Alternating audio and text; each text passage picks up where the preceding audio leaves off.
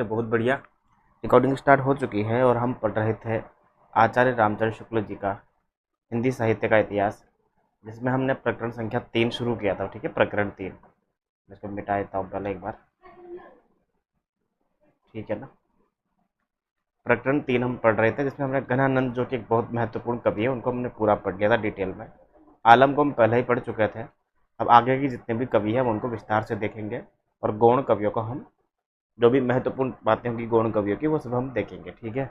हिंदी साहित्य का इतिहास आचार्य रामचंद्र शुक्ल जो हम पढ़ रहे थे, उसमें वीरगाथा काल और भक्ति काल की हमने पूरी की पूरी जो भी वीडियो थी वो हमने पढ़ा दी है। तो जो बच्चे जिन्होंने नहीं देखी है, वो प्ले लिस्ट में जाके पूरी की पूरी वीडियो देख सकते हैं। ठीक है। इसके अलावा हम नगेंद्र वाली क्लास भी लेते हैं, जिसमें पूरा नगेंद्र जी का इतिहास है, उसको हम डिटेल से पढ़ते हैं और जो भी महत्वपूर्ण बातें हैं उन पर विस्तार से चर्चा भी करते हैं। इसके बाद बात करते हैं हम रीतिकाल की। तो रीतिकाल में आज हमको पढ़ना था प्रकरण 3, और प्रकरण 3 में हम 14वें कवि को पढ़ेंगे, जोधराज से शुरू करेंगे। ठीक है, तो पढ़ते हैं कि जोधराज जो थे, ये गौड़ ब्राह्मण बालकृष्ण के पुत्र थे। इन्होंने नीवगढ़ वर्तमान नीमराणा अलवर के राजा चंद्रभान चौहान के अनुरोध से हम्मीर रासो नामक एक बड़ा प्रबंध काव्य संवत 1875 में लिखा था, जिसमें रणथंभौर के प्रसिद्ध वीर महाराज हम्मीर देव का चरित्र वीरगाथा काल की छप्पय पद्धति पर वर्णन किया गया है। हम्मीर देव जो थे वो सम्राट पृथ्वीराज के वंशज थे, और उन्होंने दिल्ली में सुल्तान अलाउद्दीन को कई बार परास्त भी किया था, और अंत में अलाउद्दीन की चढ़ाई में वही मारे गए थे। बिल्कुल, ये हम पढ़ते हैं 1291 1292, ये अलाउद्दीन खिलजी और हम्मीर देव के बीच में होने वाले युद्ध है। हम्मीर देव चौहान अलग है और हम्मीर देव सिसोदिया अलग है। हम्मीर सिसोदिया वो है जो महाराणा प्रताप के पूर्वज थे, और हम्मीर देव चौहान जो थे, जो पृथ्वीराज चौहान की वंश परंपरा में बाद में हुए थे। इस दृष्टि से इस काव्य के नायक देश के प्रसिद्ध वीरों में हैं। जोधराज ने चंद आदि प्राचीन कवियों की पुरानी भाषा का भी यत्र तत्र अनुकरण किया है। ठीक है, ये सब बिल्कुल इंपॉर्टेंट नहीं है, बस जोधराज की पुस्तकें इंपॉर्टेंट है, हमीर रासो, बस खत्म बात। ठीक है। जैसे जगह जगह ही विभक्ति के प्राचीन रूप का ह में प्रयोग किया है। हमीर रासो की कविता बड़ी ओजस्विनी है। घटनाओं का वर्णन ठीक ठीक है और विस्तार के साथ हुआ है। काव्य का स्वरूप देने के लिए कवि ने कुछ घटनाओं की कल्पना भी की है, जैसे महिमा मंगोल का अपनी प्रियसी वेश्या के साथ दिल्ली से भागकर हम्मीर देव की शरण में आना, अलाउद्दीन को दोनों को मांगना। ये काल्पनिक राजनीतिक उद्देश्य हटाकर प्रेम प्रसंग को युद्ध का कारण बताने के लिए प्राचीन कवियों की प्रथा के अनुसार दी गई है ना। मतलब कुल मिला के ये है कि जो रियल कारण है उसको नहीं बता के एक काल्पनिक कारण बताया गया है। पीछे संवत 1902 में चंद्रशेखर वाजपेयी ने भी पुस्तक रखी है हम्मीर हट, तो याद रखना उसमें भी ज्यों की त्यों घटना ली गई है, और ग्वाल कवि के अनुसार भी हम्मीर हट में भी बहुत संभव है ये घटना ली गई होगी। अतः यहाँ पे हमने 3 प्रकार की रचनाएं पढ़ी है हम्मीर के नाम से। हम्मीर रासो पहली रचना है, हम्मीर रासो, जो कि जोधराज की, आपको ये याद रखनी है, 1000 बार पूछी गई है। तो रासो में भी र आ रहा है और जोधराज में भी र आ रहा है, तो आपको याद रखना है रा का रासो, जो रा का राज, जोधराज हो गया, खत्म बात। अब ये क्या आएगा हमारे हमीर हट। अब ये पुस्तक भी सेम हमीर के ऊपर है, पर ये हमीर हट उसने लिखी है जो हटी थे, जिसने कसम खाई थी आज़ाद था आज़ाद हूँ आज़ाद रहूँगा, चंद्रशेखर वाजपेयी ने, सॉरी, अभी चंद्रशेखर आज़ाद मैं आपको याद करने के लिए बता रहा हूँ। ये कोई चंद्रशेखर आज़ाद हमारे वो वीर स्वतंत्र सेनानी नहीं है जिन्होंने ये पुस्तक लिखी है हमीर हट। ये तो रीतिकाल के समय में पैदा होने वाले कवि थे, चंद्रशेखर वाजपेयी, पर आपको याद रह जाए इस वजह से बता रहा हूँ मैं आपको, है ना, चंद्रशेखर वाजपेयी। वैसे ही एक हमीर हट नाम की एक पुस्तक जो है ग्वाल ने भी लिखी है, ग्वाल कवि। तो ये मान के चलो जो कृष्ण भगवान के जो ग्वाले थे वो बड़े हठी स्वभाव के थे, इसलिए आप वहाँ से इसका अंदाज़ा लगा सकते हो। ठीक है ना। संगीता जी एक बार आप म्यूट कर लो ताकि कहीं कोई डिस्टर्बेंस नहीं आए बैकग्राउंड से, है ना, मुझे यहाँ पर म्यूट दिख रहे हो। इसके बाद हम बात करें तो प्राचीन वीर काल के अंतिम राजपूत वीर का चरित्र जिस रूप में और जिस प्रकार भाषा में अंकित होना चाहिए था, उसी रूप में उसी प्रकार से भाषा में जोधराज अंकित करने में सफल हुए हैं। इसमें कोई संदेह नहीं है कि इन्हें हिंदी काव्य की ऐतिहासिक परंपरा की अच्छी जानकारी थी।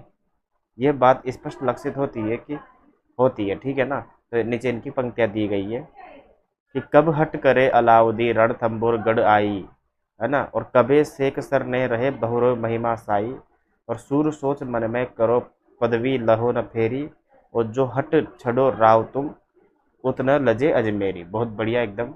और शरण राखी शेख न तजो तजो शीस गढ़ देश, राणी राव हमीर को ये दीनोपदेश, और कह पवार जगदेव शीस आपन कर कट्यो, और कहाँ भोज विक्रम सुराऊ जिन पर दुख मिट्टियों। कहीं ना कहीं यहाँ पे ये पंक्ति इतनी ज़्यादा महत्वपूर्ण नहीं है, पर इनमें अर्थ वही बताया गया है कि किस प्रकार से हम्मीर देव के साथ युद्ध कैसे हुआ अलाउद्दीन का, किस प्रकार से कथा आगे बढ़ी, किस प्रकार से उसने जब शरण दे दी थी कुछ लोगों को, तो जिसको मांगने के लिए अलाउद्दीन ने युद्ध का आह्वान किया कि या तो उनको दे दे या फिर युद्ध कर। 15वें कवि है बख्शी हंसराज। 15वें कवि हम पढ़ेंगे। ये श्रीवास्तव कायस्थ थे। इनका जन्म सन 1799 पन्ना में हुआ था। इनके पूर्वज बख्शी हरि किशन जी महाराज पन्ना के राज्य मंत्री थे। हंसराज जी पन्ना नरेश श्री अमान सिंह जी के दरबारियों में थे। ये ब्रज की व्यास गद्दी के विजय सखी नामक महात्मा के विषय थे, महात्मा के शिष्य थे। ठीक है, मैं बता दूंगा जो भी इम्पोर्टेंट होगा। जिन्होंने इनका सांप्रदायिक नाम प्रेम सखी रखा था। वैसे कभी मैंने देखा नहीं है कि बख्शी हंसराज का प्रेम सखी नाम उपनाम पूछा हो कभी भी। ठीक है, नज़र में रखेंगे, हम रिवीजन करेंगे तो अंडरलाइन को जरूर ध्यान से पढ़ेंगे कि हाँ बख्शी हंसराज नाम से कोई कवि थे जिनका उपनाम प्रेम सखी था। सखी भाव के उपासक होने के कारण इन्होंने अत्यंत प्रेम माधुर्यपूर्ण रचनाएं की है। इनके 4 ग्रंथ पाए जाते हैं: स्नेह सागर, विरह विलास, रामचंद्रिका और 12 मासा। चारों ही हमको याद नहीं करने हैं। इनमें से जो पहला ग्रंथ है वो बड़ा ग्रंथ है, स्नेह सागर। स्नेह सागर जो है किसने लिखा है? प्रेम सखी ने। और प्रेम सखी किसका नाम है? बख्शी हंसराज का, बख्शी हंसराज का। ठीक है, दूसरा शायद इनकी पहली रचना है स्नेह सागर का संपादन श्रीयुत लाला भगवान दीन जी ने बड़े अच्छे ढंग से किया है। शेष ग्रंथ प्रकाशित नहीं हुए हैं, बिल्कुल भी इम्पोर्टेंट नहीं है। स्नेह सागर 9 तरंगों में समाप्त होता है, जिसमें श्री कृष्ण की विविध लीलाएं वर्णन की गई है। भाषा मधुर सरस चलती है। भाषा का स्निग्ध सरल प्रवाह बहुत ही कम देखने को मिलता है। पद विन्यास कोमल ललित है, कृत्रिमता का लेश नहीं। अनुप्रास बहुत ही संयत मात्रा में है। जो भी महत्वपूर्ण होगा मैं खुद बता दूंगा, आपको टेंशन लेने की आवश्यकता नहीं है। माधुर्य प्रधानतः संस्कृत की पदावली का नहीं है, भाषा की सरल सुबोध पदावली का है। एक शब्द का समावेश व्यर्थ केवल पाद पूर्त्यर्थ नहीं है। सारांश यह है कि इनकी भाषा सब प्रकार से आदर्श है। कल्पना भाव विधान में ही पूर्णतः प्रवृत्त है, अपनी अपनी अलग उड़ान दिखाने में नहीं है। भाव विकास के लिए अत्यंत परिचित और स्वाभाविक व्यापार ही रखे गए हैं। वास्तव में स्नेह सागर एक अनूठा ग्रंथ है। उसके कुछ नीचे पद दिए गए हैं: दमकति दीपत देह दावनी सी चमकत चंचल नैना, घूंघट बिच खेलत खंजन से उड़ उड़ जी लगेना। ये अपने बिल्कुल काम की नहीं है, पंक्तियां हम छोड़ सकते हैं बिल्कुल। नीचे चलते हैं, अगले कवि 16वें कवि है जनकराज। बिल्कुल यह भी महत्वपूर्ण नहीं है।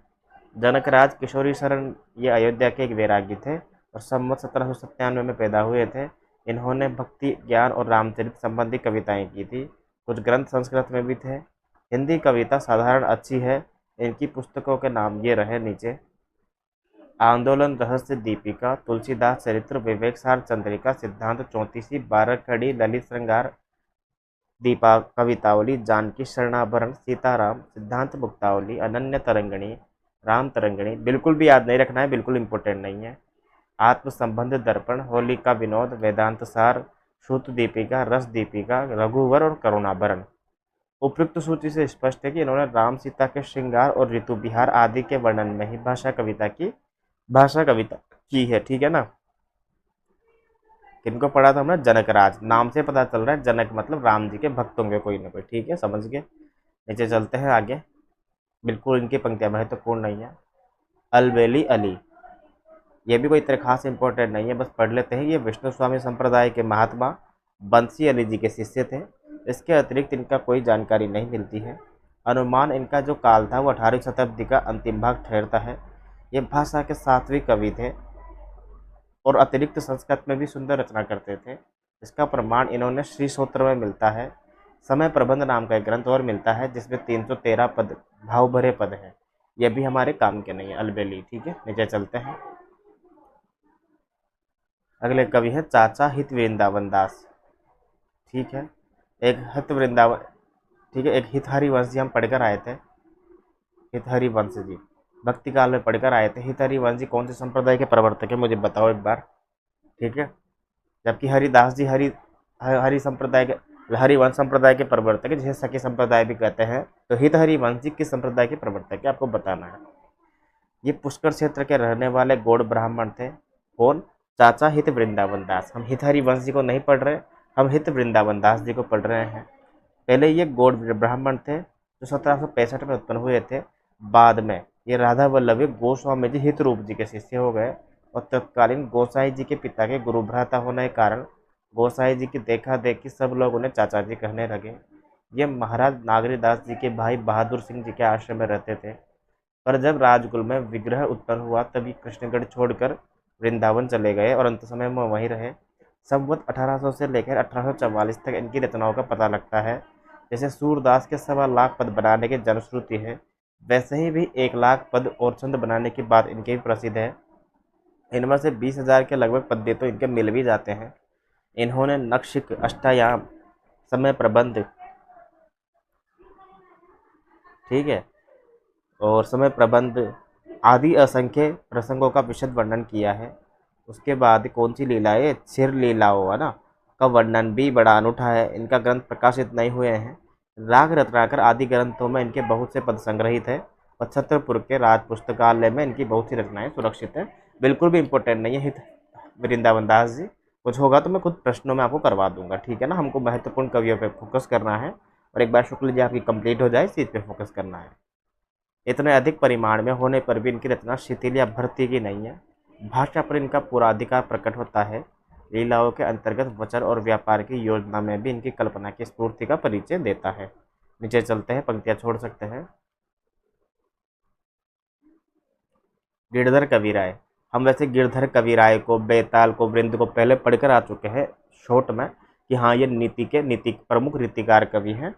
प्रमुख नीतिकार कवि है। नीति नीति न कि रीति। नीति होते हैं ना जो एकदम सूक्तियाँ लिखते हैं, तो नीति कवियों को अपन बोल सकते हैं, सूक्तिकार भी बोल सकते हैं, सूक्तिकार भी, ठीक है। ये नाम से भाट जान पड़ते हैं। शिव सिंह जी ने इनका जन्म संवत 1770 में दिया है। संभव तो ठीक भी हो सकता है, और तो इस हिसाब से इनका कविता काल इतना इतना माना जा सकता है। गिरधर कविराय जो है कुंडलिया ग्राम के नाम से प्रसिद्ध है। इनकी नीति की कुंडलिया ग्राम में प्रसिद्ध है। और कुल मिला के बात यह है कि कुंडलिया छंद के बहुत ही अच्छे कवि हैं। कुल मिला के आपको याद रखना चाहिए गिरधर कविराय। अनपढ़ लोग भी 2-4 चरण जानते हैं। इस सर्वप्रियता का कारण है बिल्कुल सीधी सादी भाषा में तथ्य भाव का कथन। इसलिए मैंने अभी तक जितने भी कवि पढ़ाए हैं जोधराज के बाद, उसमें मैं आपको गिरधर कविराय थोड़ा सा महत्वपूर्ण बताऊंगा। ये कुंडलिया छंद में बहुत अच्छे ज्ञानी थे। ये ऋतिकाल में इनसे बढ़िया कुंडलिया किसी कवि ने नहीं लिखा है। तो ऋतिकाल में सबसे सर्वश्रेष्ठ कुंडलिया किस कवि ने लिखे हैं? गिरधर कविराय ने। इनमें न तो अनुप्रास आदि द्वारा भाषा के सजावट, न उपमा उत्प्रेक्षा आदि का चमत्कार है। कथन की पुष्टि मात्र के लिए अलंकार की दृष्टि नहीं, दृष्टांत आदि इधर उधर मिलते हैं। कहीं कहीं पर बहुत कम कुछ अन्योक्ति का सहारा इन्होंने लिया है। इन पर विचार करने से ये पद्यकार ही कहे जा सकते हैं, सूक्तिकार भी नहीं। वृंद कवि में इसमें यही अंतर है कि वृंद ने स्थान स्थान पर अच्छी घटती हुई सुंदर उपमाओं आदि का विधान किया है। इन्होंने सिर्फ कोरा तथ्य कथन दिया है और कहीं कहीं तो शिष्टता का भी ध्यान नहीं रखा है।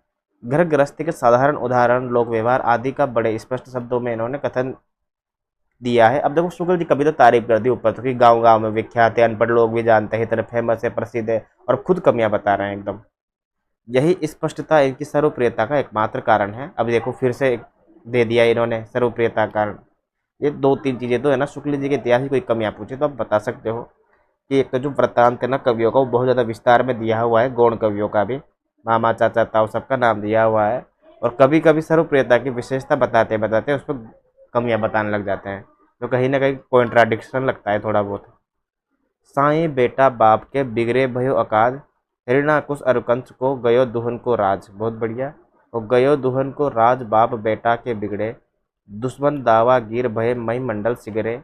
और कह गिरधर कविराय जुगुन यही चाली आई, और पिता पुत्र के बेर नफा कोहू कोने पाई। बहुत बढ़िया। तो मेरी बात सुनना, अब कुंडलिया छंद क्या होता है आपको मैंने ऑलरेडी बहुत बार बता रखा है। किसी को नहीं आता हो तो मुझे बस कमेंट करके बताना, मैं पक्का बताऊंगा आपको, ठीक है ना, अगली क्लास में या फिर जब भी आपको टाइम मिले। और जो भी क्लास को यूट्यूब पे देख रहे हो टेलीग्राम चैनल ज्वाइन कर सकते हैं, ताकि वहाँ पर हमसे लाइव चर्चा भी आप कर सकें, ठीक है। 20वें कवि हैं भगवत रसिक, जो कि टाटी संप्रदाय के महात्मा स्वामी ललित मोहिनीदास जी के शिष्य थे। और इनकी गद्दी का इन्होंने अधिकार नहीं लिया है, ठीक है, मैं आपको बता रहा था जो हित है, क्या नाम था, क्या नाम था बताया था मैंने यार, स्वामी हित हरिवंश जी है ना, वो राधा वल्लभ संप्रदाय के प्रवर्तक है, आपको याद रखना है। उसी में ये हित हरि वृंदावन दास जी हम ऊपर पढ़ के आए थे। अब हम पढ़ रहे हैं भगवत रसिक, जो कि ललित मोहनी दास जी के शिष्य थे, और इन्होंने गद्दी का अधिकार नहीं लिया है, जबकि ये बात कर रहे हैं अपने सखी संप्रदाय की। ये सखी संप्रदाय से संबंधित हो जाएंगे, क्योंकि सखी संप्रदाय का एक अन्य नाम टाटी संप्रदाय भी है, जो निम्बाक संप्रदाय की एक शाखा है, और निर्लिप्त भाव से भगवत भजन में लगे रहे थे। अनुमान से इन्होंने 1795 के लगभग हुआ था इनका अनुमान से इनका जन्म, और इनका रचना काल इतना इतना मान सकते हैं। इन्होंने अपनी उपासना के संबंध रखने वाले अनन्य प्रेम रस पूर्ण बहुत से पद कवित्व कुंडलिया छपैये में रचे हैं, जिनमें से एक और तो वैराग्य का भाव है, दूसरी ओर अनन्य प्रेम का भाव छलकता है। इनका हृदय प्रेम रस पूर्ण था। इसी से इन्होंने कहा है कि भगवत रसिक रसिक की बातें रसिक बिना को समझ सके ना। बहुत बढ़िया, कि भगवान के जो रसिक रसिक बातें होती है ना, उसको कोई भगवान का रसिक भक्त ही समझ सकता है। तो ये कृष्ण भक्ति में लीन एक प्रेम योगी थे। इन्होंने प्रेम तत्व का निरूपण बड़े अच्छे ढंग से किया है। अतः इससे ये बात सिद्ध होती है कि जो लोग मेरी कविताएं समझते हैं ना, तो समझ लो वो भगवत रसिक है, और जिनको मेरी कविता नहीं समझ में आती ना, वो भगवत रसिक नहीं है। अब आप जबरदस्ती वहाँ करेंगे अगली बार से कि वाह वाह वाह वाह बहुत बढ़िया, पसंद आई है हमको तो सर आपकी कविता। नीचे चलते हैं, पंक्तियाँ उंक्तियाँ छोड़ सकते हैं, कोई इंपॉर्टेंट नहीं है। अगले कवि है 21वें श्रीहरि जी, जो भी श्री हितहरि वंश जी की शिष्य परंपरा में आते हैं। ये बड़े साहित्य मर्मज्ञ और कलाकुशल कवि हो गए थे। इन्होंने संवत 1833 में राधा सुता शतक भी बनाया था, है ना। ये इंपॉर्टेंट है, पढ़ कर आए थे हम वैसे पहले भक्ति काल में, लेकिन याद रखना आप कि राधा सुधा शतक नाम से जो ग्रंथ है ना, वो राधा वल्लभ संप्रदाय का बहुत महत्वपूर्ण ग्रंथ है, जिसके लेखक है श्रीहरि जी। आप ये मत सोचना कि राधा वल्लभ संप्रदाय के प्रवर्तक हितहरि वंश जी हैं तो उन्होंने ये ग्रंथ लिखा है, नहीं। उन्हीं शिष्य परंपरा में एक हुए थे श्रीहरि जी, उन्होंने ग्रंथ लिखा है राधा सुधा शतक, जो कि राधा वल्लभ संप्रदाय का एक बहुत महत्वपूर्ण ग्रंथ है। राधा सुधा शतक बनाया, जिसमें 11 दोहे और 103 कविता सवैया है। अधिकांश भक्तों की अपेक्षा इनमें विशेषता यह है कि इन्होंने कला पक्ष पर भी पूरा जोर दिया है। इनकी रचना में यमक, अनुप्रास, उपमा, उत्प्रेक्षा आदि का बाहुल्य पाया जाता है, पर साथ ही भाषा या वाक्य विन्यास में लद्दड़पन नहीं आने पाया है। वास्तव में राधा सुधा शतक छोटा होने पर भी अपने ढंग का अनूठा ग्रंथ है। भारतेंदु हरिश्चंद्र को यह ग्रंथ इतना प्रिय था, ठीक है ना, बहुत प्रिय था। उसमें कुछ अवतरण तो नीचे दिए जाते हैं। कल्प लता के केंद्रों पल्लव नवीन दो, हरन मंजुता के कंज ताके बनी ताके है, और पावन पतित गुण गावे मुनि ताके छवि, छले सभी ताके जन ताके गुरु ताके हैं, और नवनिधि ताके सिद्ध ताके आदि आले हटी, तीनों लोक ताके प्रभु ताके है। बहुत बढ़िया बहुत बढ़िया बहुत बढ़िया, कि जो तीनों लोगों के स्वामी है ना, वो प्रभु है ना, मतलब प्रभु ताके है, उस सामने वाले को ताकता है, जो एक प्रकार से जो भक्त है ना उसको, है ना। और कटे पाप ताके, उसके पाप कट जाते हैं। बढ़े पुण्य के पता के जिने, ऐसे पद ताके वृष भानु की सुता के है। वाह वाह वाह वाह, बहुत बढ़िया यार, कि जो तीनों लोगों के स्वामी है ना, वो भी वृषभानु की लाली यानी कि सुता यानी कि वृषभानु जी की पुत्री राधा को ताकते हैं। कैसा है, बिल्कुल। गिरी कीजे गोधान मयूर नव कुंजन को, पशु कीजे महाराज नंद के नगर को। बहुत बढ़िया यार, कि मुझे अगर वही वाली बात है कि पत्थर करना तो वहाँ का ही करना, पशु करना है तो महाराज नंद के नगर का ही करना, है ना। मानस हूँ तो बसो रस खानी, है ना, गोकुल गुआओं के मध्य गवारिन में, उस टाइप से है ना वो रसखान की जो पंक्तियाँ हैं। ऐसे ही इसमें भी है, गिरी कीजिए गोधान मयूर नव कुंजन को, पशु कीजिए महाराज नंद के नगर को, और नर कौन तोन जोन राधो राधो नाम लटे, तन कीजिए बर कुल कालिंदी कगर को, और इतने पे जोई कुछ कीजिए कुंवर कान्हा, राखिए न आन फिर हटी के झगर को, और गोपी पद पंकज पराग कीजिए महाराज, तृण कीजिए राव रही गोकुल नगर को। कि जो भी बनाना मुझे वही गोकुल का ही बनाना। कुल मिला के बाद यहाँ पे ये मोटा मोटा अर्थ निकल के आ रहा है, ठीक है ना। एक पंक्तियाँ आती तो है ना यार, वो कौन सी वाली पंक्तियाँ है कि क्या बोलते हैं कि वायु तत्व, अग्नि तत्व, है ना, और जल तत्व, ब्रह्मा तत्व, है ना, भूमि तत्व, इस टाइप से एक पंक्ति आती है यार, मुझे याद नहीं आ रही, बड़ी मधुर पंक्ति आती है। देखो एक बार मैं बताता हूँ देख के आपको, मेरे पास लिखी हुई है एक जगह, मेरी पंक्तियाँ नहीं है पर एक भजन की पंक्तियाँ हैं वो। बस मुझे एक बार बताओ कि आज जाना कि मेरी आवाज़ आ रही है ना आपको टेलीग्राम पे, ताकि मैं आपको क्लियर तरीके से बता सकूँ।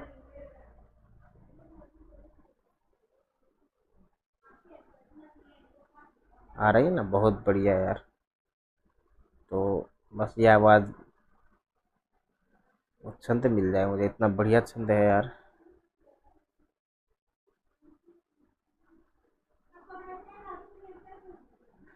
मिल ही नहीं था यार ऐसा, बिल्कुल। तब तक मैं अभी बता दूंगा आपको, 22वें कवि है गुमान मिश्र, इनके बीच बीच में बता दूंगा आपको मैं, ठीक है ना।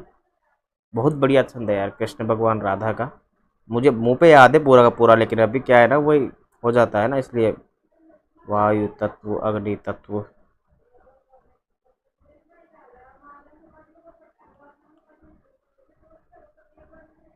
कृष्ण भानु की दुलारी है।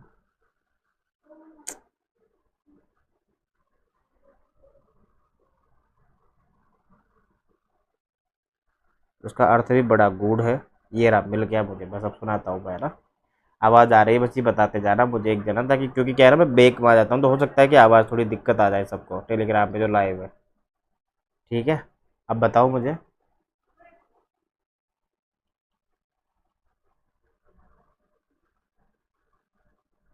आवाज़ आ रही है मेरी आपको, है ना। अब सुना होगा वो वाला पद, अब बहुत, अब क्योंकि क्या है ना, बेक हो जाता हूँ तो आवाज़ का दिक्कत आ जाती है एक्चुअली, है ना। अब सुनाता हूँ, वो पद बहुत बढ़िया है कि भूमि तत्व, वायु तत्व, जल तत्व, अग्नि तत्व, ब्रह्मा तत्व, व्योम तत्व, विष्णु तत्व भोरी है।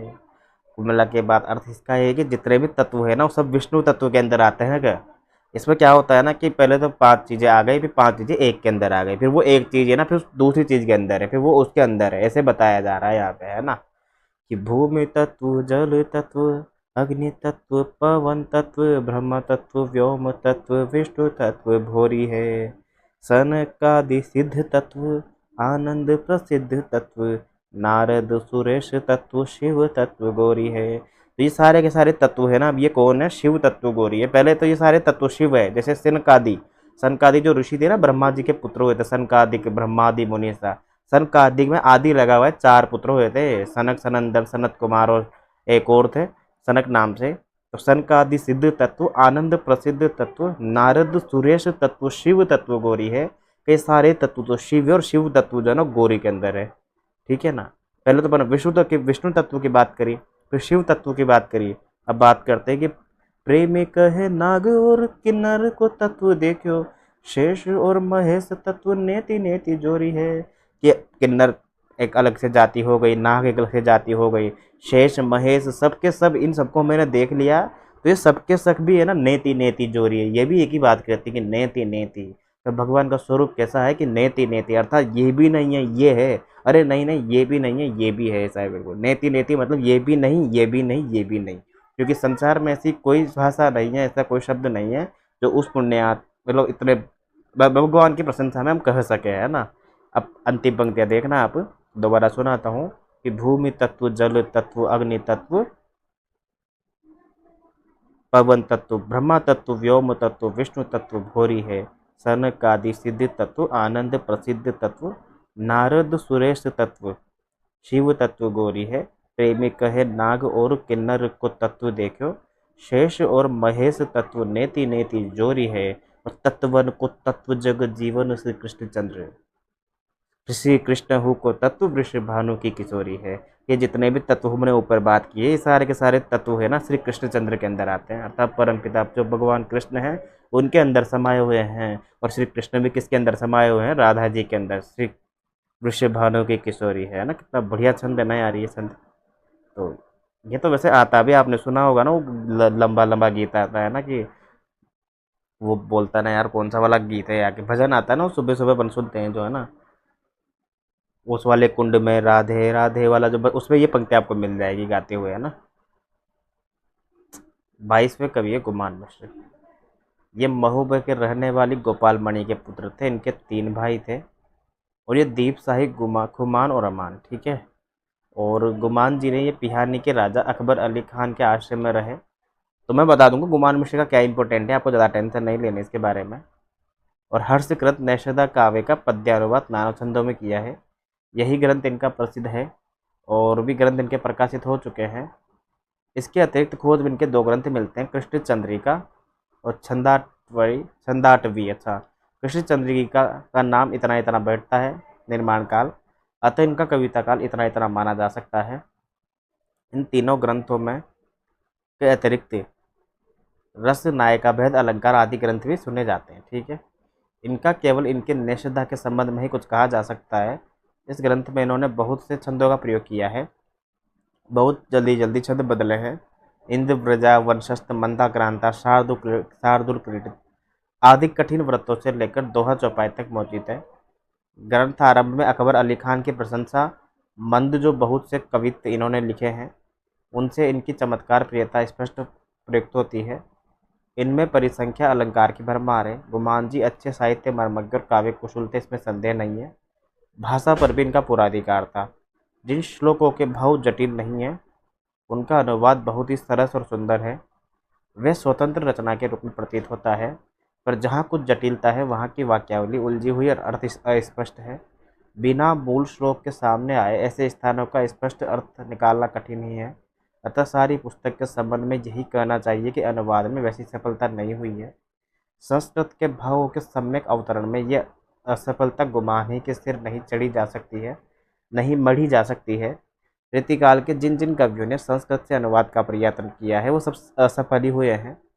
ऐसा जान पड़ता है कि इस काल के जिस मधुर रूप में ब्रजभाषा का विकास हुआ है वो सरल व्यंजना के बहुत ही अनुकूल हुआ है, पर जटिल भावों और विचारों के प्रकाश में वैसा सामर्थ्य नहीं है। कुलपति मिश्र जी ने जो रस रहस्य लिखा है, और मैंने कहा था ये सर्वांग निरूपक ग्रंथ है, तो कुलपति मिश्र ने रस रहस्य में काव्य प्रकाश का जो अनुवाद किया है उसमें भी जगह जगह इस प्रकार का अस्पष्टता है।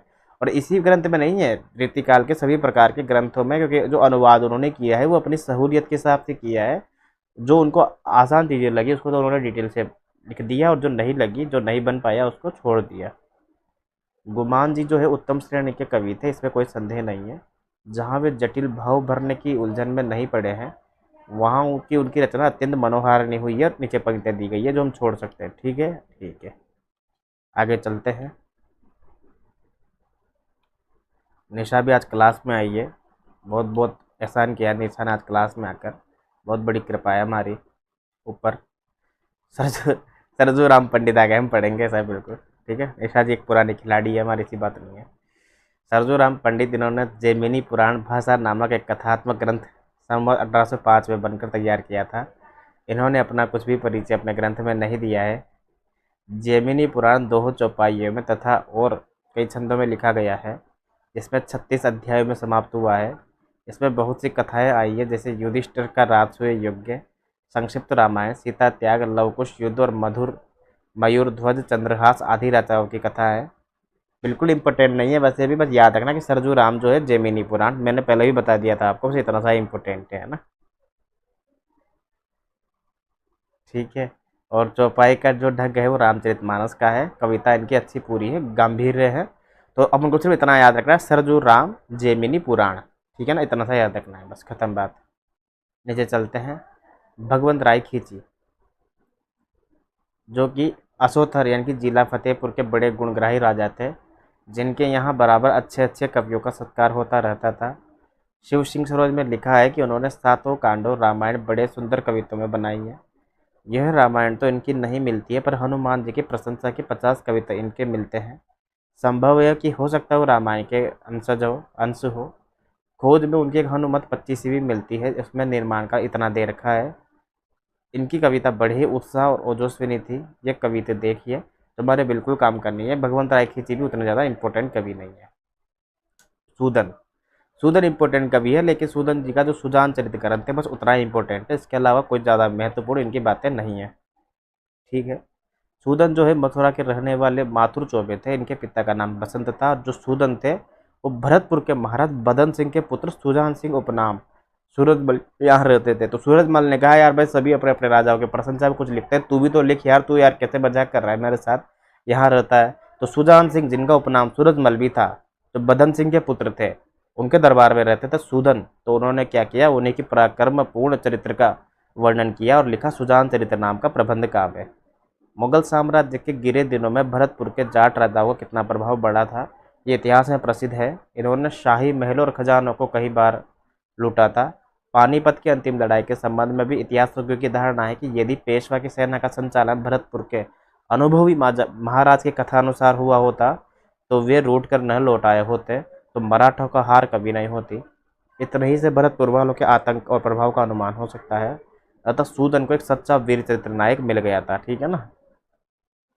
सुजान चरित्र जो है इनका है बहुत बड़ा ग्रंथ है। इसमें संवत 1802 से लेकर 1810 तक की घटनाओं का वर्णन है।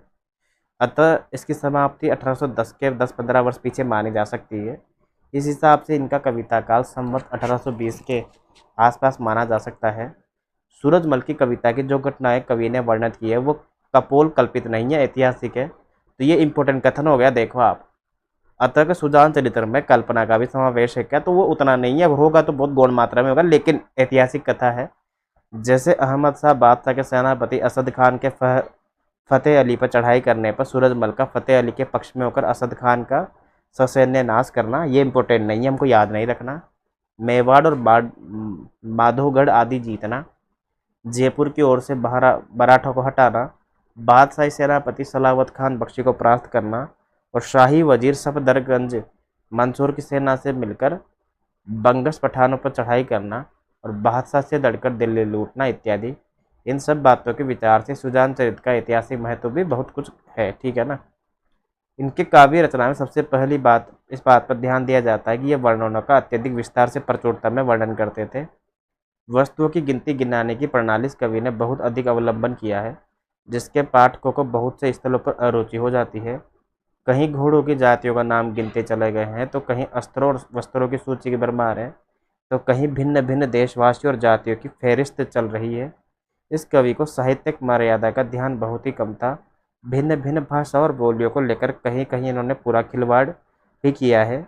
ऐसे चरित्र को लेकर जो गांधीर्य काव्य में होना चाहिए वो नहीं आ पाया है। देखो शुक्ल जी कब तारीफ करते करते कब कमियां गिनाने लग जाते हैं, मतलब वही वाली बात है कि तुम्हारे हाथ बहुत खूबसूरत है यार, तुम्हारी उंगलियां भी इतनी बढ़िया लग रही है कि बहुत मज़ा आ गया, नेल पॉलिश तो बहुत ही ज़बरदस्त है, और तुम्हारी आंखों का तो कहना है क्या यार, मतलब तुम्हारी आंखों में जो काजल लगा हुआ है ना, ऐसा लग रहा है कि सारे दिन रात इसी आंखों में छुप गए हैं ऐसा बिल्कुल। और तुम्हारे बाल तो मानो कि एकदम जो छाया है इस समूचे संसार में वो तुम्हारे बालों से ही है। इतना सब कुछ होने के बावजूद भी तुम पता नहीं खूबसूरत क्यों नहीं लग रही। तो वही वाली बात होती है कभी कभी, है ना, शुक्ल जी भी ऐसे ही मजाक करते हैं। इसमें नहीं पाया जाता पद्य में व्यक्ति और वस्तुओं का नाम भरने की निपुणता इस कवि की एक विशेषता समझिए। ग्रंथ आरंभ में ही 175 कवियों का नाम गिनाए गए हैं। सूदन में युद्ध उत्साह पूर्व भाषण और चित्त की उमंग आदि वर्णन भरने की प्रतिभा थी। उस पर उक्त त्रुटियों के कारण उनके ग्रंथ का साहित्यिक महत्व भी कुछ घटा हुआ है। प्रगल्भता और प्रचुरता का प्रदर्शन सीमा का अतिक्रमण कर जाने के कारण जगह जगह खटकता है। भाषा के साथ भी सूदन जी ने पूरी मनमानी की है। पंजाबी खड़ी बोली सबका पुट मिलता है। न जाने कितने गढ़ंत और तोरे मरोड़े शब्द लाए गए हैं। जो स्तर इन सब दोषों से मुक्त हैं वे अवश्य मनोहर है, पर अधिकतर शब्दों की दता तड़ातड़ भड़ाबड़ से ही उबने लगता है। ये वीर रसात्मक ग्रंथ है और इसमें भिन्न भिन्न युद्धों का ही वर्णन है। इसमें अध्यायों का नाम जो है जंग रखा गया है और 7 जंगों में ग्रंथ समाप्त हुआ है और छंद बहुत से प्रयुक्त होते हैं, ठीक है ना। देखो ये जो ग्रंथ है, इससे पहले हम एक ग्रंथ पढ़ के आए थे जंगनामा नाम से, किसका ग्रंथ था वो एक बार मुझे कमेंट करके बताओ।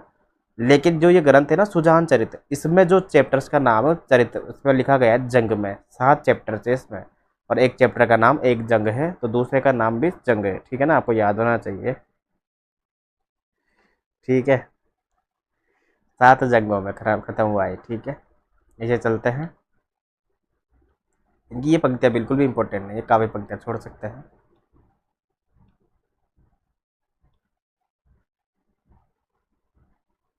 बहुत भर भर के पंक्तियाँ दी है शुक्ल जी ने यार। 26वें कवि हर नारायण है ना, इन्होंने माधवानल कामकंदला और बेताल 25 नामक कथानक काव्य लिखे, बिल्कुल इंपॉर्टेंट नहीं है। माधवनल कामचंद लगा रचनाकाल इतना इतना है, और इनकी कविता अनुप्रास आदि से अलंकृत है। नीचे पद दिया हुआ है, छोड़ सकते हैं, ठीक है। ब्रजवासी दास, ठीक है, ज़्यादा इंपॉर्टेंट नहीं है, बस इनकी रचना इंपॉर्टेंट है। वृंदावन में रहने वाले थे, वल्लभ संप्रदाय के थे। 1827 में ब्रजविलास लिखा था, तो ब्रजविलास इसने लिखा है, ब्रजवासी दास ने। कोई कठिन नहीं है, याद हो जाएगा आराम से। तो ब्रजविलास नाम के प्रबंध काव्य तुलसीदास जी के अनुकरण पर दोहे और चौपाइयों में बनाए हैं। इसके अतिरिक्त इन्होंने प्रबोध चंद्रोदय नाटक का भी अनुवाद किया था, पर इनका सबसे प्रसिद्ध जो ग्रंथ है वो ब्रजविलास ही है। इसका प्रचार साधारण श्रेणी के पाठकों में भी है। इस ग्रंथ में कथा भी सूर सागर क्रम में ली गई है। बहुत से स्थलों पर सूर्य के शब्द और भाव भी चौपाई में रखी गई है। इस बात को ग्रंथकार ने भी स्वीकारा है। इन्होंने तुलसी का छंद क्रम ही लिया है, भाषा शुद्ध ब्रजभाषी है। कहीं कहीं पर अवधि और बेसवाड़ी का नाम तक नहीं है। जिनको भाषा की पहचान तक नहीं है, जो वीररस वर्णन परिपाटी के अनुसार किसी पद्य में वर्णों की द्वित्व देख उसे प्राकृत भाषा कहते हैं, वो चाहे जो कहें। ब्रज विलास में कृष्ण की भिन्न भिन्न लीलाओं का जन्म से लेकर मथुरा गमन तक वर्णन किया गया है। भाषा सीधी सादी सुव्यवस्थित और चलती हुई है, और व्यर्थ शब्दों की भर्ती न होने से उसमें सफाई है। ये सब होने पर भी इसमें वो बात नहीं है जिसके बल से गोस्वामी जी के रामचरितमानस का इतना ज़्यादा देशव्यापी प्रचार हुआ है ना। जीवन की परिस्थितियों की वो अनेक रूपता, गंभीरता और मर्म स्पर्शिता उसमें इसमें कहाँ जो रामचरितमानस और तुलसी की वाणी में है, ठीक है ना। बहुत बढ़िया यार, इसमें कहाँ जो रामचरितमानस और तुलसी की वाणी में है वो मर्म स्पर्शिता, गंभीरता और अनेक रूपता जो है वो और किसी रचना में नहीं मिलती है। इसमें तो अधिकतर क्रीडामय जीवन का ही वर्णन है। फिर भी साधारण कृष्ण श्रेणी के कृष्ण भक्तों के पाठकों में इसका प्रचार प्रसार खूब हुआ है, ठीक है। नीचे पद दिया हुआ है कि कहती जसोदा कौन विधि समझाओ अब काना, और भूल दिखायो चंद में ताहि कहत हरि खान, और यह देह नित माखन मोको, छिन छिन देहि देहि तात सो तोको, और जो तुम श्याम चंद को खेओ, बहुरे फिर माखुन कह पेओ। बहुत बढ़िया। और देखत रहो खिलौना चंदा, हट नहीं कीजिए बाल गोविंदा। तो यहाँ पे चांद वाले बात की जा रही है, पे चांद को दिखाया होगा तो चांद वाले हट की बात की जा रही है। छोड़ सकते हैं, पद इंपोर्टेंट नहीं है। 28वें कवि हैं गोकुलनाथ, ठीक है भाई। पढ़ते हैं गोकुलनाथ कौन है अब। एक तो विट्ठलनाथ जी के शिष्य या पुत्र के नाम से फेमस हुए गोकुलनाथ, वो तो है ही सही, है ना। अब ये पढ़ते हैं ये कौन वाले गोकुलनाथ है। जो ये गोकुलनाथ है, गोपीनाथ मणिदेव, इन तीन महानुभावों ने मिलकर हिंदी साहित्य में बहुत भारी काम किया है। इन्होंने समग्र महाभारत और हरिवंश का अनुवाद अत्यंत मनोहर विविधा छंदों में कविता के साथ किया है। कथा प्रबंध का इतना बड़ा काव्य हिंदी में साहित्य दूसरा नहीं है। यह लगभग 2000 पृष्ठों में समाप्त हुआ है। इतना बड़ा ग्रंथ होने पर भी इसमें कहीं पे भी शिथिलता नहीं आ पाई है, न ही रोचकता और काव्य गुण में कोई कमी नहीं आ पाई है। छंदों का विधान इन्होंने ठीक उसी रीति में किया है जिस रीति में इतने बड़े ग्रंथ में होना चाहिए। जो छंद उठाया है उसका कुछ दूर तक निर्वाह भी किया है। केशव दास की तरह छंदों का तमाशा नहीं दिखाया है। छंदों का चुनाव भी बहुत ही उत्तम हुआ है। रूपमाला, घनाक्षरी, सवैया और मधुर छंद आदि लिखे गए हैं। बीच बीच में दोहे और चौपाइयाँ भी हैं। भाषा प्रांजल और सुव्यवस्थित है। अनुप्रास का अधिक आग्रह न होने पर भी आवश्यक विधान है।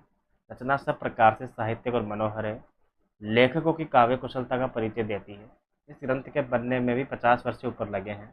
अनुमानतः इस आरंभ अनुमानतः इसका आरंभ जो है संवत 1830 में हो चुका था। संवत 1884 में जाकर यह खत्म हुआ है। इसकी रचना काशी नरेश महाराज उदित नारायण सिंह की आज्ञा से हुई है, जिन्होंने इसमें लाखों रुपए खर्च किए हैं। इस बड़े भारी व्यय साहित्यिक यज्ञ के अनुष्ठान के लिए हिंदी प्रेमी उक्त महाराज के लिए सदा कृतज्ञ रहेगा। मैं बता दूंगा कोई भी इंपोर्टेंट बात होगी तो। गोकुलनाथ और गोपीनाथ प्रसिद्ध कवि रघुनाथ बंदीजन के पुत्र और पौत्र थे। मणिदेव बंदीजन भरतपुर राज्य के जहानपुर नामक गांव के रहने वाले थे और अपने वी माता के दुर्व्यवहार से रुष्ट होकर काशी चले गए। काशी में वो गोकुलनाथ जी के यहाँ रहते थे और स्थानों पर उनका बहुत मान था। जीवन के अंतिम दिनों में कहीं कभी कभी विक्षिप्त भी हो जाया करते थे। उनका परलोकवास संवत 1920 में हुआ। गोकुलनाथ जी ने महाभारत के अतिरिक्त तो कुछ और भी ग्रंथ लिखे हैं। चैत्र चंद्रिका, गोविंद सुखद विहार, राधा कृष्ण दास, राधा कृष्ण विलास, राधा नक्षिक, नाम रतनमाला, सीताराम गुणार्णव, अमरकोश भाषा, कवि मुखमंडल। बिल्कुल इंपॉर्टेंट नहीं है यार, जो भी एक्स्ट्रा इंपॉर्टेंट होगा, उनके मैं क्वेश्चन करवा दूंगा आपको, तो आपको याद हो जाएगी चीज़ें, है ना।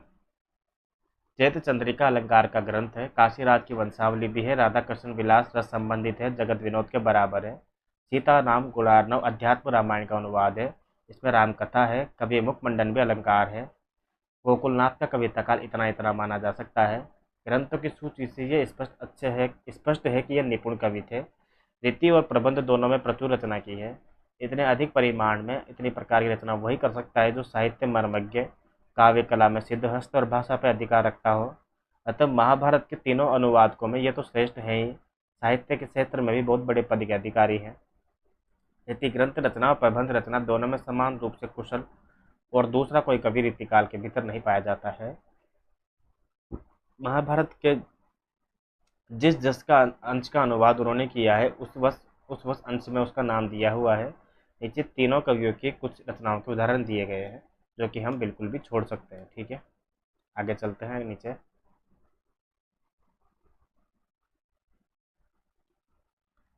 अगले कवि अपने बोधा, वेरी वेरी गुड।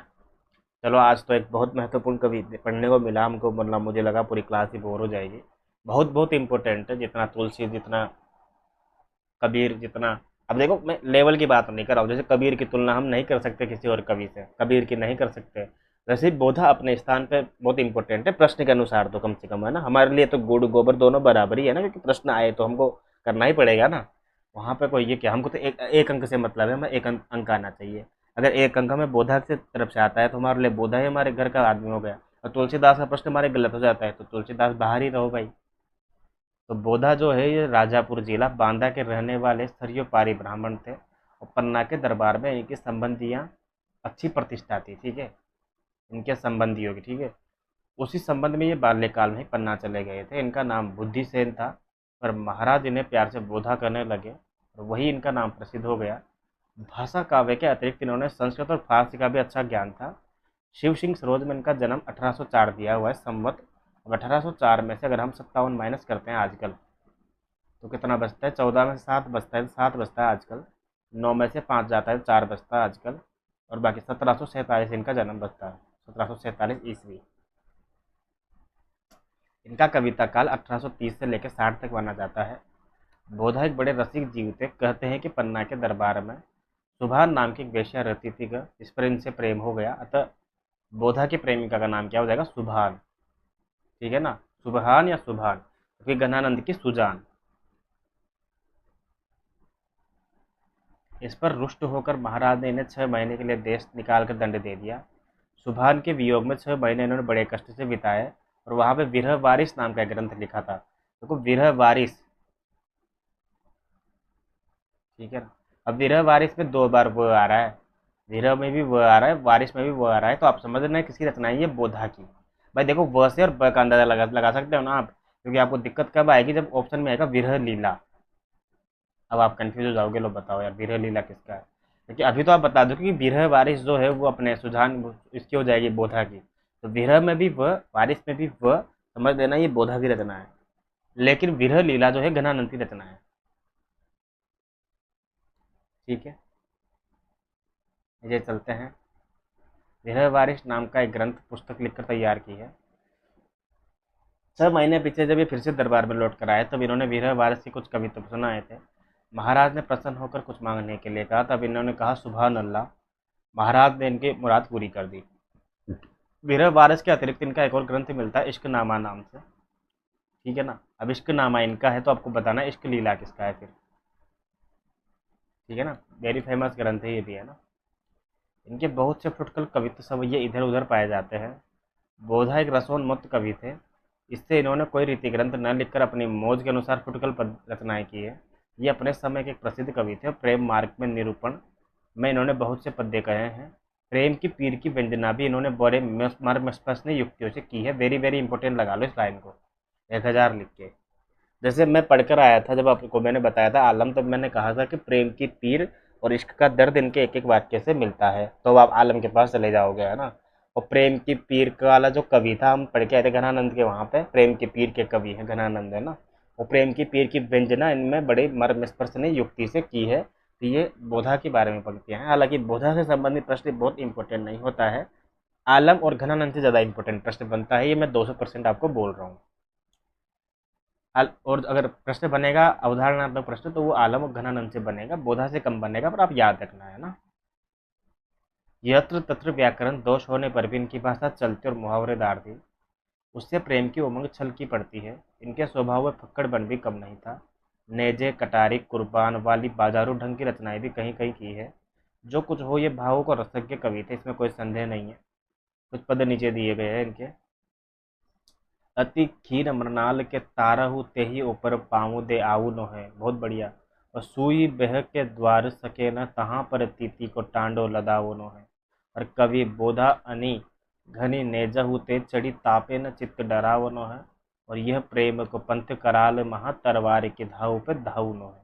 तो कुछ भी याद नहीं रखना, बस ये अंतिम पंक्ति याद रखनी है आपको कि विरह वारिस के लेखक यानी कि बोधा जो बुद्धिमान आदमी होगा वही तलवार की धार पे दौड़ सकता है, धाव सकता है, धावन या धावनो है अर्थात दौड़ सकता है। तो प्रेम को पंथ कराल महा, वेरी वेरी इंपॉर्टेंट है, बोधा की पंक्तियां हैं, ये याद रखनी है ना। नीचे चलते हैं, नीचे ये पंक्तियां छोड़ सकते हैं अपन। और उसके बाद एक कबहू मिलेबो कबहू मिलेबो, वो धीरज ही में धरेबो करे। और उत्ते कड़ी आवे गरे त फिरे मन ही सिरबो करे। और कवि बोधा न चांड सास कभू नित हरवा सो हरबे करे। वो सहते ही बने कहते न बने मन ही मन पीर परबो करे, है ना। बहुत बढ़िया है यार, सहते मतलब बस सह रहे हैं, कहने से भी कहा नहीं जा सकता है, जो मन की पीर है बस मन ही मन में रहती है ना, मन को घायल करती रहती है। नीचे चलते हैं, नीचे ये कभी पंक्तियाँ छोड़ सकते हैं। ये वाली पंक्तियाँ देखिए एक बार कि दाता कहा सूर कहा सुंदर सुजान कहा, आपको न चाहिए ताकि बाप को न चाहिए। ये पंक्तियाँ मैंने देखी नहीं है, पर याद रखना कि बाप को न चाहिए वाली पंक्तियाँ ब से बाप ब से बोधा। कि दाता कहा सूर कहा सुंदर सुजान कहा, फिर सुंदर सुजान से आप कंफ्यूज मत हो जाना, घनानंद या कुछ और मत लगा देना। वैसे भी गुंद घनानंद की भाषा इतनी आक्रोश वाली नहीं है, आपको न चाहिए ताकि बाप को न चाहिए, है ना। ये भाषा है बोधा की, ठीक है। तो आपको याद रखनी है कि बोधा की पंक्तियाँ ये आपको न चाहिए और प्रेम को पंथ कराल महा तलवार की धार पे धावनो है, ये पंक्तियाँ हो जाएगी अपने बोधा की, ठीक है। ये बोधा पढ़ लिया हमने। 30वें कवि हो जाएंगे हमारे रामचंद्र, ठीक है। बिल्कुल भी इंपॉर्टेंट नहीं है, बस थोड़ा सा देख लेते हैं। रामचंद्र, इन्होंने अपना परिचय कुछ भी परिचय नहीं दिया है। और भाषा महिमन की कर्ता काशीवासी मनियार सिंह ने अपने को चाकर अखंडित श्री रामचंद्र पंडित के लिखा है। मनियार सिंह ने अपना भाषा महिमा सम्मत इतने टाइम पर लिखा था, इनका समय इतना है। एक पुस्तक चरण चंद्रिका है जिस पर इनका सारा यश स्थिर है। यह भक्ति रसात्मक ग्रंथ केवल 62 कवित्वों का है। इसमें पार्वती जी के चरणों का अत्यंत रुचिकर अनूठे ढंग से वर्णन किया है। बिल्कुल भी इंपॉर्टेंट नहीं है, मैं बता दूंगा रामचंद्र जी का क्या इंपॉर्टेंट है। इस वर्णन में इन्होंने अलौकिक सुषमा विभूति शक्ति शांति फूटी है। उपास्य के एक ढंग में अनंत ऐश्वर्य की भावना भक्ति की चरम भावुकता के भीतर ही संभव है। भाषा लाक्षणिक और पांडित्यपूर्ण है। कुछ और अधिक न कहकर इनके दो ही कविता सामने रख देना ठीक है। बिल्कुल मत कहो, और हम दो भी नहीं पढ़ेंगे, छोड़ सकते हैं। नीचे चलते हैं, 31वें कवि कौन है। 31वें कवि हैं अपने मंचित, ठीक है ना, मंचित कवि है। मंचित भी बिल्कुल इंपॉर्टेंट नहीं है, सिर्फ इनकी रचना है कृष्णायन के नाम से, है ना, मंचित कवि कृष्णायन। ये पूछी जाती है ज़्यादातर, आपको याद रखना है। मंच पे कृष्णा जी का घर है, मंच अयन का मतलब होता है घर, ठीक है ना। तो आप कृष्णायन मंचित, मंच पे कृष्ण जी का घर है, कैसे भी याद कर सकते हो इसको, है ना। ये बुंदेलखंड के रहने वाले ब्राह्मण थे, संवत 1836 में वर्तमान में थे। कृष्ण चरित्र 2 पुस्तकें लिखी है उनसे संबंधित, सुरभि दान लीला और कृष्णायन। तो थोड़ा इंपॉर्टेंट लगा लेना, बस ये दो चीज़ें। सुरभि दान लीला में तो बाल लीला का वर्णन है, ठीक है ना। और यमलार्जन दान लीला का इनका वर्णन है, बाल लीला और दान लीला का। इसमें श्री कृष्ण का नक्शिक भी बहुत अच्छी तरीके से कहा है। जबकि जो कृष्ण आयन जो रचना है ना, वो एक प्रकार से तुलसीदास जी के रामायण के अनुकरण पे दोहा चौपाई छंद में लिखी गई है। मंचित कवि ने कृष्णायन लिखी है रामायण के अनुकरण पे। कृष्णायन रामायण, राम का अयन कृष्ण का अयन। इन्होंने गोस्वामी जी की पदावली तक का अनुकरण किया है। स्थान स्थान पर भाषा अनुप्रास युक्त होकर संस्कृत गर्भित भी है। इसमें ब्रजवासी दास की चौपाइयों की अपेक्षा अनेक चौपाइयाँ गोस्वामी जी की चौपाइयों से बहुत अधिक मेल खाती है। पर यह मेल केवल कहीं कहीं दिखाई पड़ता है। भाषा मार्मज्ञों को दोनों का भेद बहुत जल्दी स्पष्ट हो जाता है। इनकी भाषा ब्रज है, अवधि नहीं। उसमें वह सफाई और व्यवस्था कहाँ। कृष्ण नारायण की अपेक्षा इनकी जो सुरभि दान लीला है ना, इसको भी इंपॉर्टेंट लगा लेना आप, की रचना जो है अधिक सरस है। और नीचे कुछ पद दिए गए हैं जिनको अपन छोड़ सकते हैं। 32वें कवि हैं मधुसूदन दास जी, ठीक है। मुझे लगता है काफ़ी है यार, हो गया लगभग, काफ़ी सारे कवि पढ़ लिए हमने, है ना, क्योंकि अभी तो है से काफ़ी सारी कवि पढ़नी है, इसमें भी लगभग 46 के आसपास कवि, तो अभी रीतिकाल चलेगा। और मुझे लगता है कि अगली क्लास में या उससे अगली क्लास में हम रीतिकाल को ख़त्म कर देंगे और फिर आधुनिक काल शुरू कर देंगे, ठीक है। यहाँ तक पूरे संपूर्ण हिंदी साहित्य में अगर आपको कोई भी दिक्कत हो, तो जो भी यूट्यूब पे सुन रहे हो सब मुझे कमेंट करके बता सकते हैं। बाकी टेलीग्राम चैनल का लिंक हमारे डिस्क्रिप्शन में दिया हुआ है, वहाँ पर जुड़कर आप हमसे लाइव भी जुड़ सकते हैं, क्योंकि जो हम लाइव पढ़ा रहे हैं ये टेलीग्राम पे लाइव भी जा रहा है, ठीक है ना, ताकि वहाँ पर अपन डायरेक्ट बातचीत कर सकें। बाकी तो ठीक है यार, बढ़िया से रहो, मौज करो एकदम, और स्ट्रगल मत करना ज़बरदस्ती की। चलो तो स्टॉप कर देता हूँ।